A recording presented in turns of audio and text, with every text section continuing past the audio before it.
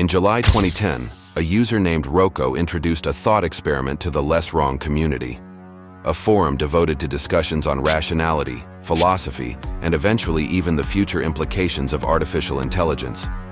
This thought experiment would later be known as Roko's Basilisk, and it quickly became one of the most controversial topics within the community. Eliezer Yudkowsky, the founder of Less Wrong, took decisive action by banning discussions of Roko's Basilisk on the blog for several years. This prohibition was part of a broader site policy designed to prevent the spread of information hazards, concepts that could cause harm simply by being known. Despite these intentions, the ban had an unintended consequence. It piqued the curiosity of many and drew significant attention to the very topic it sought to suppress.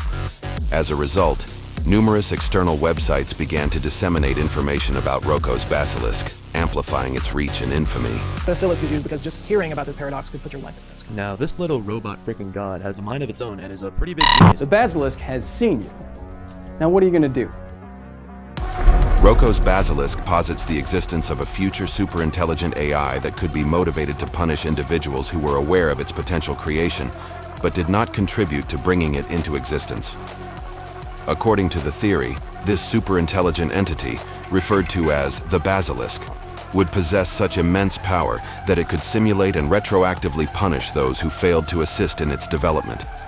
The crux of the dilemma is that mere knowledge of the Basilisk's potential existence could suffice to place individuals in jeopardy, condemning those aware of its possibility to an eternity of suffering and misery.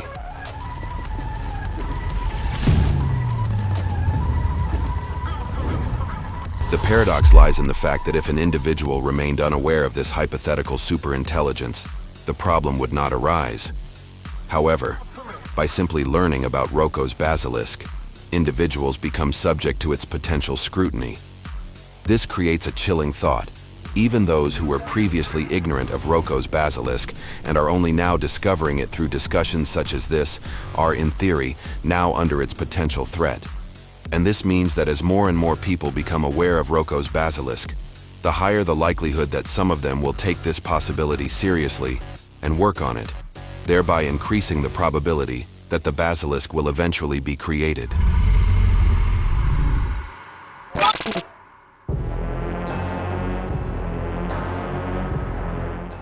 A cognitohazard is not a scientific term, but is often used in fictional or speculative contexts, particularly in science fiction and psychological horror. It describes information or stimuli that can cause psychological harm, cognitive disruption, or undesired outcomes when perceived or understood by a person. While cognitohazards are primarily fictional constructs, the concept has some real-world analogs. Binaural beats are an auditory illusion that occurs when two different pure tone frequencies are presented separately to each ear. The brain perceives a third tone, known as a binaural beat, which is the difference between the two frequencies. For example, if a 300 Hz tone is played in one ear and a 310 Hz tone in the other, the brain perceives a 10 Hz binaural beat. This phenomenon has intrigued scientists and enthusiasts alike, leading to various experiments to understand its effects on the brain and behavior. It has been speculated that they achieve these effects by also influencing the release of certain hormones in the body. Research suggests that binaural beats in the alpha range may enhance cognitive performance and attention, while those in the theta and delta may reduce anxiety and promote relaxation, particularly in pre-surgical and dental settings. Despite these findings, the overall efficacy of binaural beats remains uncertain, with more research needed to fully understand their impact and determine their practical applications, or potential collateral effects if present. While binaural beats may be associated more often with positive outcomes, and the existence of their effects is unclear, the effects of the image you are watching on screen are somewhat more certain. You see, the picture you are viewing now, with vertical and horizontal lines, can potentially rewire your brain and, in a sense, affect your perception of reality. In 1965, Celeste McCullough conducted an experiment involving the exposure of participants to alternating patterns of colored gratings, or stripes, over an extended period. The experiment typically uses two types of gratings: vertical black and red stripes, and horizontal black and green stripes. Participants were asked to view these patterns for several minutes, usually about 5 to 15 minutes. The longer the exposure, the stronger the effect. After the exposure period, participants are shown black and white gratings, that is, stripes without color, oriented in the same directions as the previously viewed colored gratings. What happens next is the core of the Makala effect. Participants begin to see the vertical black and white stripes as tinged with the complementary color of red or green, and the horizontal black and white stripes as tinged with the complementary color of green or pinkish red. The Makala effect is believed to result from neural adaptation in the visual cortex, where cells sensitive to both color and orientation become fatigued or adapted after prolonged exposure to specific color orientation pairings. When the brain is subsequently presented with neutral black and white patterns, the adapted cells respond less strongly, leading to the perception of the complementary color. One of the most intriguing aspects of the Makala effect is its persistence. Unlike many visual after effects which last only a few seconds or minutes, the Makala effect can last for hours, days, or even months in some cases. Some people, outside clinical settings, have reported still feeling the effect of the experiment after years, and that their perception of reality was changed, suggesting a more permanent effect for some others. Blue flashing. Guys, this reminds me of you guys remember the shit the thing we watched together? Guys, I am actually still mentally scarred from that. I think I showed you guys the lines, the red and the green shit. Guys, it's a phenomenon, okay, with colors and shit, okay, that you can look on your screen, okay, and that shit is so busted. By doing the exercise, which is a trap, okay, don't do it. It literally rewires your brain. It actually does, okay? And then when you see in real life lines that are vertical, okay, can be anything at all. Vertical lines, you can still see the colors in between the fucking lines, even if it's made out of wood, out of metal, if it's outside, if it's a fence. I still see it, man.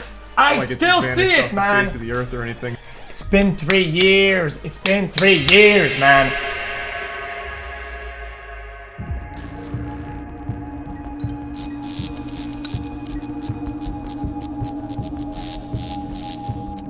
One of humanity's most remarkable abilities is recognizing patterns. However, humans often end up replicating these patterns as well. Memes, units of cultural information, spread rapidly, shaping our behaviors, beliefs, and societies. But not all patterns are harmless. Some can be dangerous, and as these ideas spread and are replicated, the potential for harm increases. Like cognitohazards, a mimetic hazard, another type of infohazard, is not a scientifically recognized concept. These terms have emerged from works of fiction and online platforms such as the SCP Foundation. These mimetic hazards are patterns that, once identified and replicated, can lead to unintended consequences, potentially encouraging harmful behaviors, even indirectly. For example, take the Finkelstein method, typically used to test for de Quervain's tendinitis. However, if applied with excessive force, it can cause the ligaments in the thumb to break. For obvious reasons, you shouldn't try this. But a few years ago, this information went viral. People began fact-checking the meme to determine its validity, which led to numerous injuries, particularly among young people. It's a new year, which means new and even more ridiculous viral trends have hit the internet. Surprise, surprise. This next one is just absolutely ridiculous and also looks extremely painful. People are starting to break their own thumbs, all because a meme surfaced that people thought was explaining how you should break your thumb. A mimetic hazard, and the information it provides don't need to be true.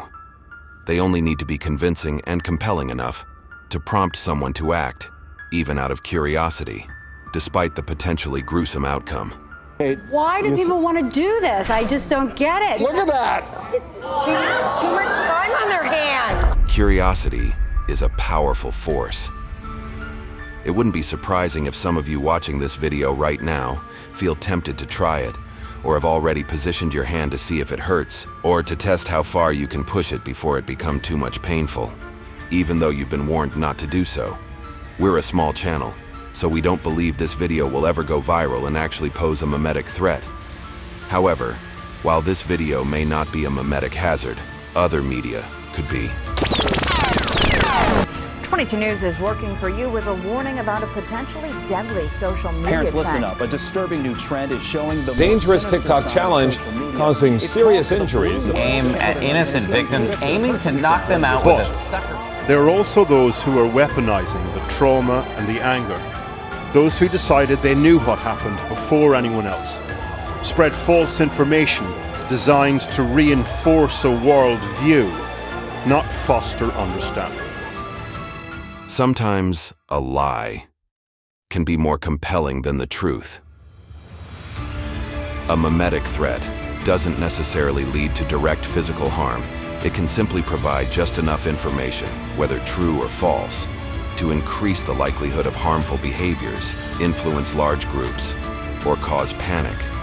In a world where knowledge spread almost at the speed of light, the threat that stemmed from memetic hazards has never been more real or more human.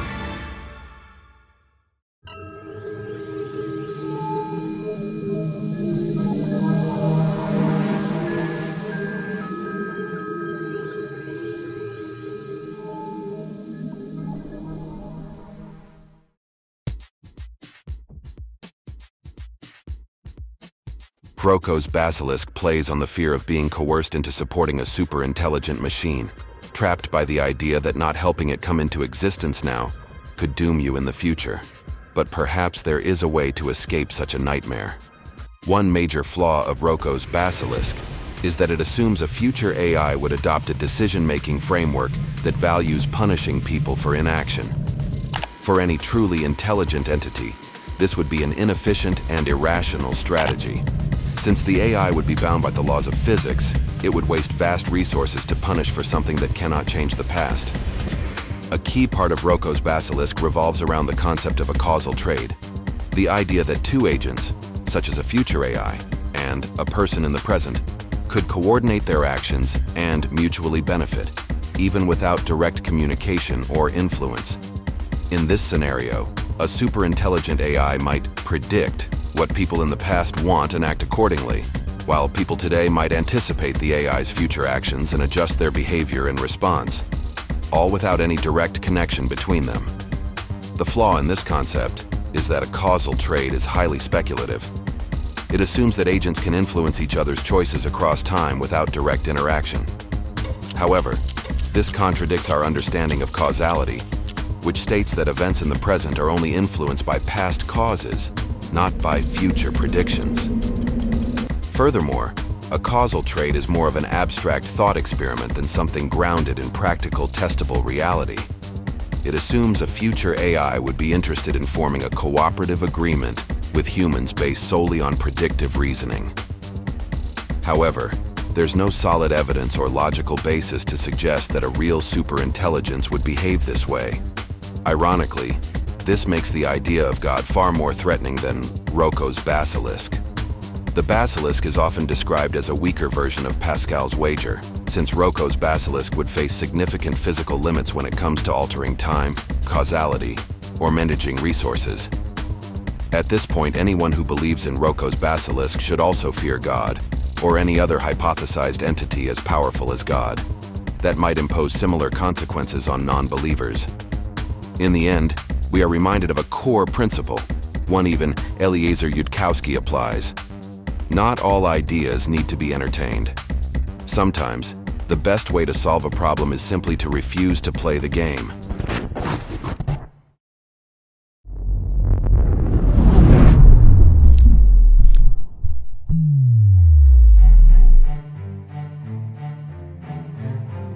People are not affected by cognitohazard in the same way. For the purposes of this video, we define cognitohazards as a specific type of information hazard that causes harm or leads to unintended neurological or psychological effects. This differs from a broader definition of cognitohazards, which might include physical dangers like touching fire or staring at the sun. In the previous experiment involving the Macaulay effect, factors such as exposure time, visual fatigue from other activities, lighting conditions, display quality, and others may influence the experiment's success. There is, though, another peculiar factor that can influence such experiment. You've likely already seen this picture. For those unfamiliar, this is an image that went viral in 2015. Just before Grace and Keir Johnston's wedding in Colonsay, Scotland, the bride's mother, Cecilia Bleasdale, sent a photo of a blue and black dress to Grace. However, Grace saw it as white and gold. After posting the image on Facebook, a debate ensued, with friends divided on the dress's colors. The discussion spread throughout the island. At the wedding, despite seeing the dress as blue and black in person, guests remained captivated by the photo. A few days later, Caitlin McNeil, a friend at the wedding, reposted the image on Tumblr, further igniting public interest. This not only sparked a huge debate on social media, but also prompted scientific research into the phenomenon. A similar event, dubbed The Shoes, followed, exposing the same issue. To this day, many believe that the reason people perceive the dress differently is due to the brightness settings on their phones and the lighting in their surroundings. While these factors may account for some variability in color perception, they don't tell the full story. In fact, many people maintain their initial color perception even when viewing the image on the same display under identical lighting conditions. Without placing the dress on a different background, the ability to change one's perception of it, though possible, is rare. Even when it occurs, people typically revert to their original perception shortly afterward. This suggests that the cause likely involves fundamental differences in the way our brains process color and reality, something difficult for many to grasp, which is why some attribute the issue primarily to display settings. We perceive the world similarly enough to communicate effectively, but it may not be a perfect one-to-one match. This has been attributed to environmental factors, such as lifestyle habits that shape brain wiring. For example, the amount of sunlight a person is exposed to may play a role. Biological factors may also be at play, as some people with nocturnal habits still perceive the dress as white and gold, or even in a spectrum of other colors, such as black and brown, or somewhere between the two dominant perceptions. This suggests that genetic factors may also influence how we perceive colors. These differences in brain wiring help explain why some individuals may be more or less affected by such phenomena, like the Macaulay effect or other sensory experiences, making less likely that all humans in the world will be affected by an actual dangerous cognitohazard.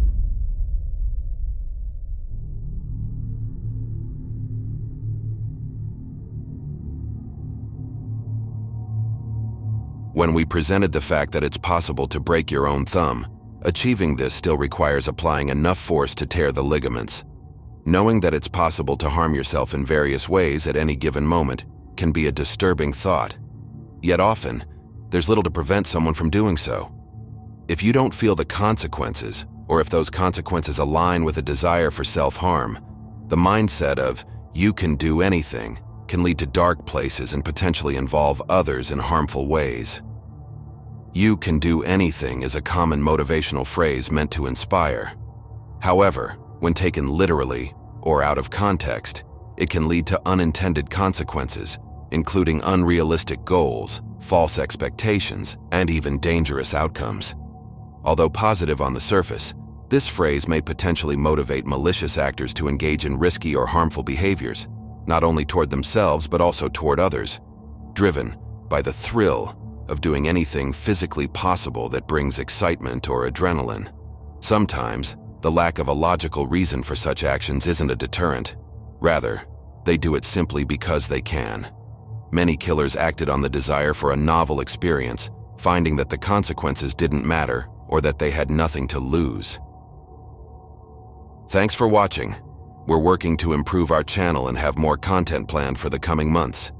Any support, whether through membership, a subscription, or a like, is truly appreciated. See you next time, and stay alive.